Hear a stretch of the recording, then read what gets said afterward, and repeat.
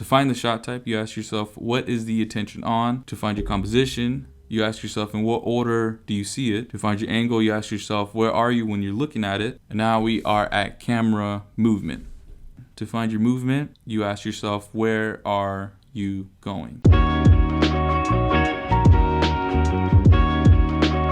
for this, I will draw a little camera here. I'm gonna draw old school film camera, and your lens is in front of you. So you're behind the camera, you're looking, you're getting ready to move the camera.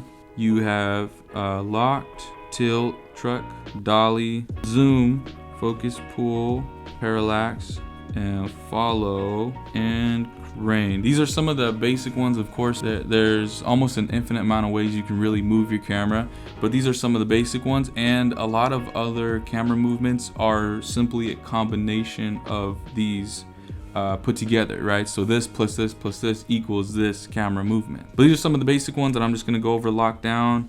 It's exactly what it sounds like, just stationary. Boom, you're locked in your frame. This is what's happening. So lock shot, it's just there. And the funny thing about pan is that it's a bad habit to call everything a pan. So like if someone's like, well, you're gonna pan from up to down, and then you're gonna pan in, and then you're gonna pan left, and then you're gonna pan from the bottom to the top, and then you're gonna pan with the drone from the left to the right. Like everything is a pan, but in reality it's not. Pan is only when you rotate left to right. So when you rotate, boom, I'm gonna draw it here, left to right. Tilt is up and down. Truck is when you move your camera left to right. Usually, I want to say when you slide from left to right, that is a truck shot. And a dolly shot is when you go forward, when you slide forward and backward. That is a dolly. Dolly shots are really cool. They really pull you in on the emotion, and that's where the different shot types, composition, angles, and movement all work together to give you certain feels. So if you start off with a wide shot and you start to dolly forward, and they do this in a lot of horror movies, you dolly forward on a person and they're looking around, maybe they're in a dark hall where you're like, oh shoot, something is gonna happen right now. And that really pulls in the emotion. Imagine if it was just a wide shot, no movement, nothing. It doesn't really give the same effect as if you were dollying forward. It doesn't create the same amount of suspense. So zoom has to do more with a lens. So I'm just gonna draw a little lens here. So zoom is when the lens goes in and out. So you actually cut in closer and you pull back farther. I feel like to use zoom, you have to be very strategic, or else it gives it more of an older feel. So for example, The Office, again, they use zoom, but it's very comedic. They zoom into something, and they zoom into someone's face to catch their reaction real quick. Or maybe it's a war movie and they're using a zoom. They're showing a wide shot, boom, they zoom into a soldier. Maybe he's taking fire and he's taking cover. So with zoom, I'm super careful. I rarely use zoom. And as a matter of fact, I rarely use my zoom lenses at all. Next, you have your focus pull, and that is also on your lens. Focus is measured in distance, but it also goes in and out.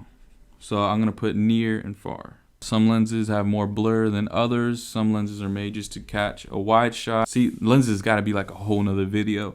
But really, this does kind of count as camera movement, because the camera is technically moving to capture that shot. So you wanna use a focus pull with maybe a medium shot or a close-up to catch a certain feel. Now parallax is when the camera will rotate. So say you have your subject. So rotate's not a good word. I want to say orbit. That was one I heard. So your camera will orbit. It's right here, orbit. I just want to take a moment to thank our sponsor, Orbit Chewing Gum, Dirty Mouth, Clean It with Orbit. Link down below. Just kidding. This could even be used in a 360. So you've seen some movies when it's showing like a hero or a main character, and like maybe they succeeded or they come out of some sort of trouble and they stand triumphantly. The camera orbit completely around them and show them in their surroundings.